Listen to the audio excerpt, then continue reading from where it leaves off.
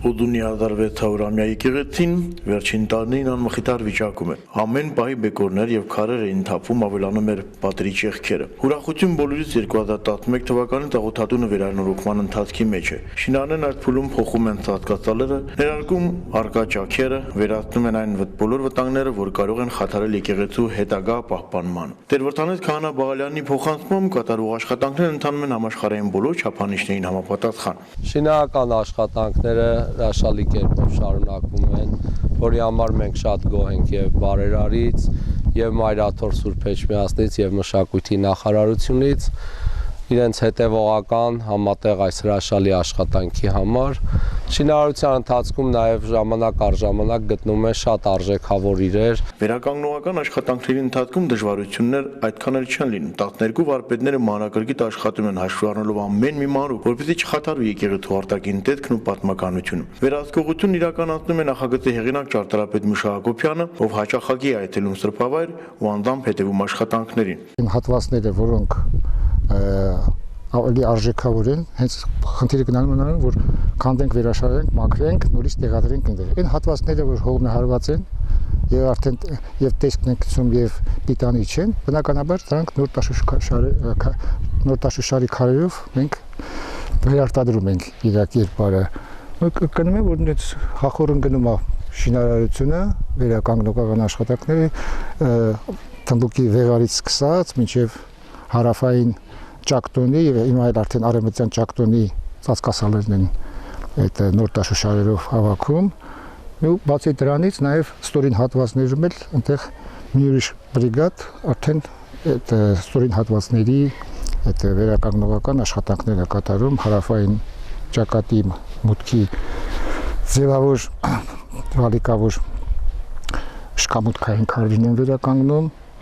ու հիմնականում նորմալ է գնում շինարարական աշխատանքները, ու լինում են բնականաբար շինարարությունը այդպես բանավոր հատկապես վերականգնում, որ որոշակի հատվածներում թերացում լինի կամ ասենք սխալմունք լինի, հենց դրա համար էլ դες կարելի է պերիոդիկ հեղինակային հսկողություն եմ իրականացնում։ Վարպետ Գարեգինն այդտեղ է շինաշխատանքների առաջինից կորից։ Մոտ 30 եկեղեցիներ են ընկերների հետ վերականգնել։ Նրա խոսքով իրենք ամեն ինչ անելու են, որպեսզի սահմանված ժամկետում ավարտին հասցնեն աղոթատան վերակառուցման աշխատանքները։ Ամեն անգամ մի քար դնելուց, մի 2, 4, 10 քար դնելուց արդեն զգում ես, որ այս մի պատն էլ ավարտեցինք, այս մի պատն էլ ավարտեցինք, մի ասենք ներքևից բարձրանալով հասել ենք ծածկասալերին։ Հիմա արդեն այս տարի կհասցնենք մի 2 լանջ կավարտենք, բայց գալող տարվա ծրագրում ես ամբողջ լանջերը պետքա որ պրծնենք, ծածկասալերը կպրծնենք էլի։ Իմ աշկին չի երևում, որ ես 2 քար դնում ես անմիջապես երևում է էլի։ Ոչ թե միայն ես, այլ գյուղից էլ տեսնում են, ասում են ինչ լավ է, այս մի պատն էլ ավարտեցինք, այս մի պատն էլ եւ տենց շարունակ։ Շինարարական աշխատանքների ընթացքում բազմաթիվ արժեքավոր իրեր են հայտնաբերվում։ Քարե եւ կերամիկական վաղ միջնադարյան սալիկներ, խաչքարերի քանդակազարդ բեկորներ, կուշկուլաներ ու այլ իրեր։ Օրերս էլ մի թևավոր խաչքար է գտնվել, որի աջ թևի մի հատվածն այժմ էլ պատմության թանգարանում է պահվում։ Տեր-Վրդանեզի խոսքով եկեղեցու բարեկարգման ավարտից հետո գտածոները որպես թանգարանային նմուշ կպահվեն եկեղեցում։ Վերջի շրջանում գտել ենք թևավոր խաչի աջ թև, վերևի թևը պատմության թանգարանում է գտնվում։